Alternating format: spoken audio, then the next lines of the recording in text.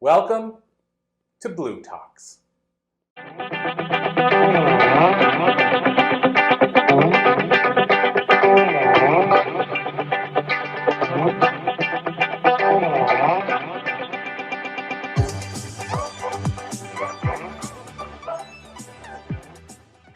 Thank you.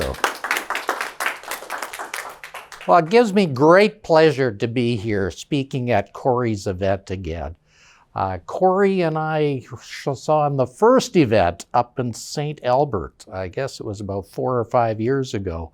And we'd have to date that as before the pandemic, because that's where everything starts now. You know, everybody will be saying that, before pandemic and after pandemic. It gives me great pleasure to be speaking at UCLA. And what we're going to talk about is a new paradigm in leadership, because that's what we need. Our old leadership, unfortunately, is faltered. It's flawed. And I call it believe and inspire leadership. Show of hands. How many of you have been in a business situation where you had a boss that didn't use all your talents? Come on. Almost everybody in this room will stick up their hand. How many of you had a boss that only was concerned about quarterly profits? Come on, come on. Yeah. Well, that's what all bosses in this day and age live for. They live for quarterly profits.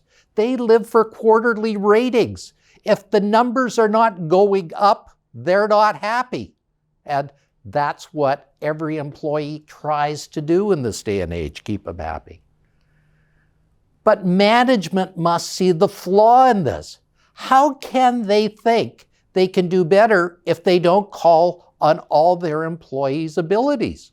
How can they really do better without knowing that their employees are chock full of talents and yet they're not calling on them? What a travesty. You know, the old style was what I call demand and acquiesce leadership.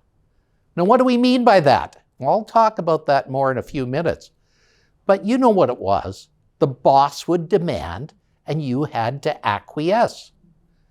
Now, that was the same style of leadership that went on at the Industrial Revolution. It hasn't changed in 100 years. It still is here. Now, that is terrible with all that we know. Yet we're in an information age where information doubles every 7 months. How can that be that management information doesn't get applied at a higher level every 7 months? Here's what people tell me when I talk. My boss is constantly looking over my shoulder, second-guessing my decisions. Our company talks about building a positive team culture, but I don't see it. Why did they hire me if they don't trust me? There are 5 forces at work in today's workplace.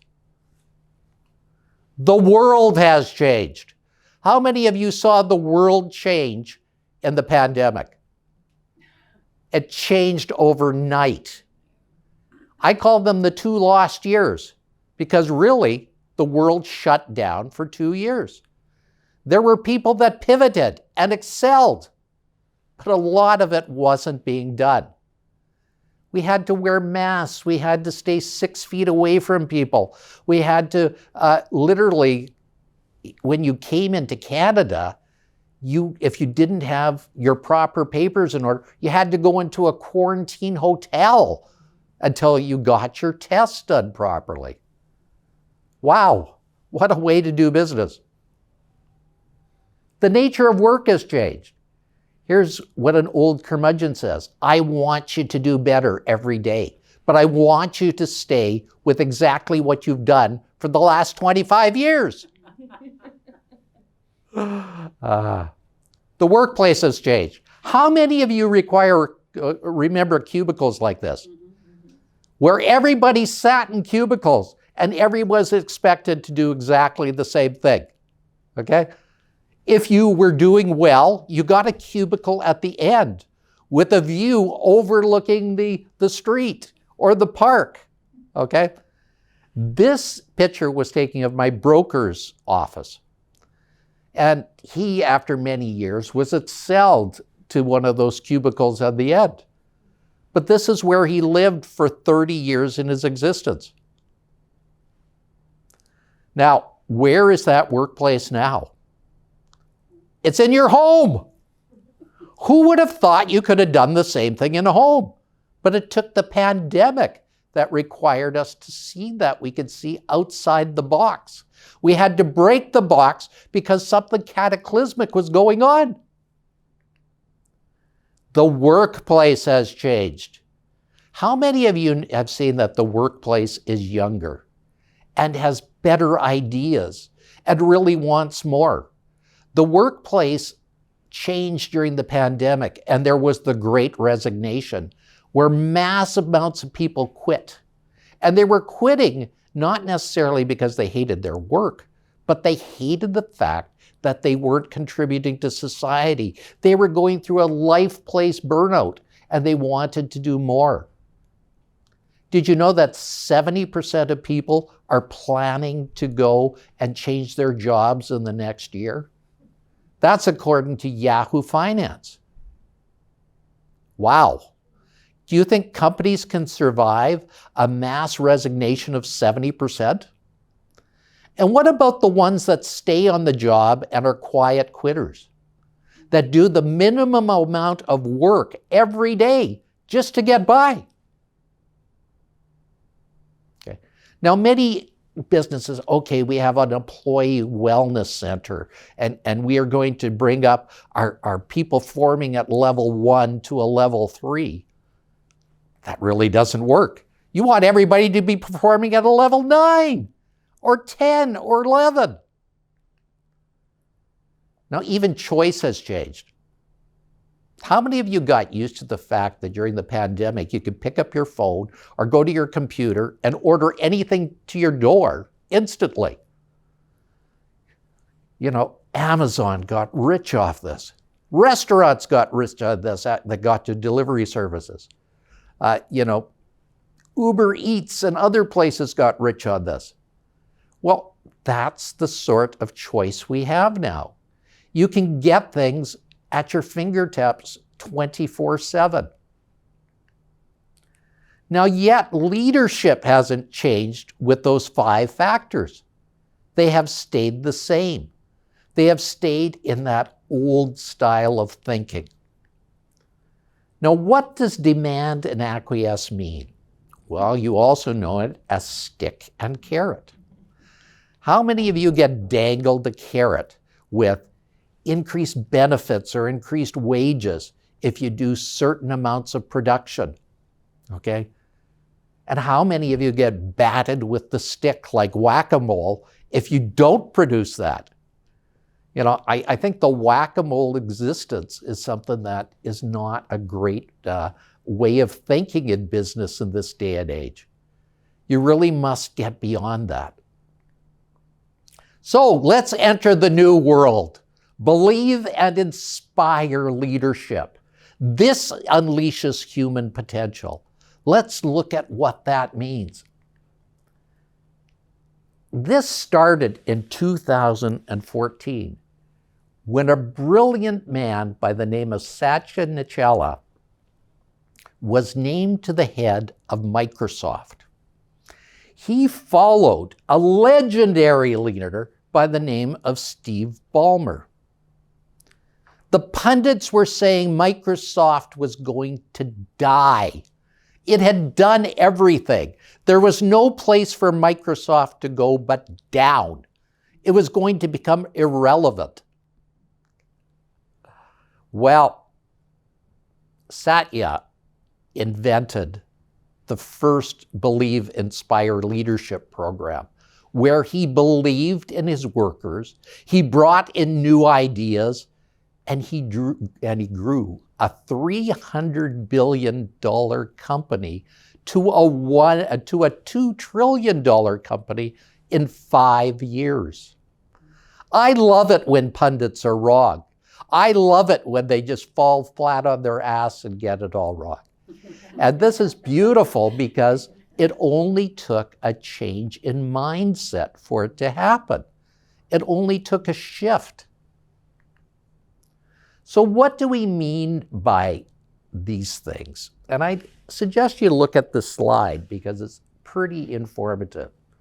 Demand and acquiesce versus believe and inspire. And I've broken it down to 5 little things because 5 is a nice number. I hate things being too polluted. So in demand and acquiesce, you get compliance. Whereas in believe and inspire, you get commitment. When you get commitment, that's when things start to happen. That's when the world starts to change. Now, in demand and acquiesce, you get transactions. In other words, if you get A, then you get B. If you get B, then you get C. But in believe and inspire, you get transformation. You get business leader changing overnight. Now, what else happens? You get a growth mindset in belief and inspire versus a fixed mindset in demand and acquiesce. Now, what do we mean by that? Well, let me break it down to a simple idea. It's almost lunch, so let's break it down to hamburgers. And Burger King opens its restaurants right next to McDonald's. Now, if you had a fixed mindset, wouldn't that be suicide? Because there's only so many hamburgers that can be sold, right? Well, they realize that when you do this, you actually make the pie bigger. And not only are more hamburgers sold, more pizzas are sold, more everything is sold. So the very fact is the pie gets bigger. This is the growth mindset that needs to go on. Now, let's go to the demand and mindset again, where people get motivated, whereas in the other one, you get inspired. Let me break down the word inspire for a minute. I love linguistics in that way. Inspire comes from the word inspire, which means a breath of life from the Spirit. Now, this is what a conference like this does. It breathes inspiration into everybody. It breathes life into everybody. And that's why Connect can do what it does, because it breathes new life into new concepts and takes it to a new level. This is where the world's going. And it's not, I'll just use an old example. Wayne Gretzky said, it's not where the puck was, it's where the puck is going to be. And that's what inspiration is. It's all about that. Now, let's go to the last one, where believe and inspire does not manage people. It inspires people. In demand leadership, you have people being motivated, you have people bossed around, and you don't have them led, okay? You manage things and you lead people. Now people say, you don't like management, do you? And I say, no, I love management. I love systems. Systems make everything work when everything goes wrong, but they take care of the things. They don't take care of the people. The people take care of the things. So that's where you have this whole different mindset that makes the world better. And you see a bigger and better world as a result of that. Motivate versus inspire. I love to turn to Simon Sinek, who wrote Start with a Why. Corey wrote a book very similar to this as well. There are only 2 ways to influence behavior. You manipulate them or you inspire them. What do you want to be? Manipulated or inspired? Do you want to be told your next raise is dependent on getting so much carrots produced? Or do you want to be inspired and do it yourself? I think the answer is obvious. I think the answer is you would sooner have your dreams. People need to choose to be a leader. And when I mentioned that, people said, I'm afraid. You know, I'm an impersonator. You know, in my former job, I was a salesman and I did real good work. Now I'm forced to take care of all these other salespeople and I don't know what to do. I'm an impersonator. I'm a fake boss. But if you really choose to lead and live a life of leadership, the world is a better place. And you'll find that everything starts with you. It always starts with you. And when you start that as the process, everything falls into perspective. You will start the light that turns even an oil field tankard into a beautiful place. The light is shining. Now, I love ideas, and I love people producing those ideas, and I want everybody to be proud of their ideas and make those ideas come to life in everything you do. Now, the old thinking used to be, if you have 2 ideas and I have 2 ideas, we have 4 ideas. That's bad thinking. What if we took all the ideas of all the people in here and we've got a dozen people and put it to the power of a dozen? That is the new thinking for math. That is the new thinking for making things happen. That is the limitless thinking we have. This is the open mindset you need to get to. So draw that light bulb. Let everybody in your herd work together. Let everybody in your field work together. Make this a better place for everyone. Change is not to be feared but welcome. The word fear is a very interesting word. It means face everything and reap, or it means forget everything and run. What do you want to do? I think you want to reap, right? Okay. I love origami. Why? You can take a piece of paper and turn it into anything. Your imagination is what it only takes. So that is what you have to think of. You can take a blank piece of paper and turn it into everything. Start with words. Start with the 3 things you're grateful for today. Start with the things tomorrow when you wake up. The 3 things you're grateful for there. You know, I think that's where the power comes in these little things. Now, I'd like to thank you, and I'm going to give you a fantastic present.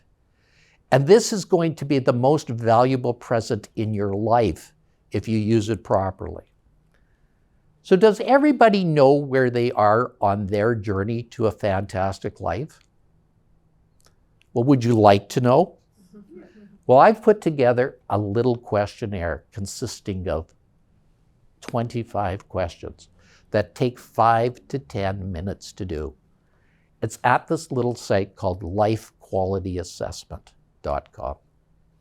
And when you complete that, you'll find out exactly where you are on your journey, and you'll be given a little booklet that'll take you and show you exactly how to get to the next level. Now, in addition, there are 9 pointers to make every day a fantastic day. Now, how many of you have a fantastic day every day? Good. There's a couple that have learned that. You know, if you don't, you're cheating yourself. You know, I'm 67 this year. I probably, according to statistics, have 20 to 30 years left on this planet. So if I have 1 fantastic day a week, boy, that's terrible. But if I have 7 fantastic days on a week, just think how beautiful that is.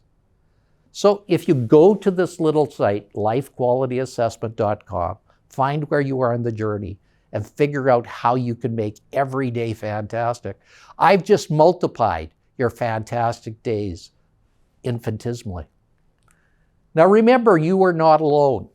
if you'd like to reach out to me, my right-hand person is a wonderful girl by the name of Tammy.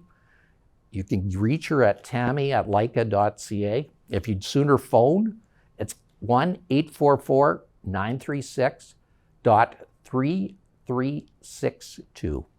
Or you can go to my website, dralanlycka.com. There's even more things there. Like, for example, if you sign up on the first page, you can get a golden pearl each and every week delivered to your mailbox. And those golden pearls will help change your life if you let them. Bye for now, and thank you for letting me be here today.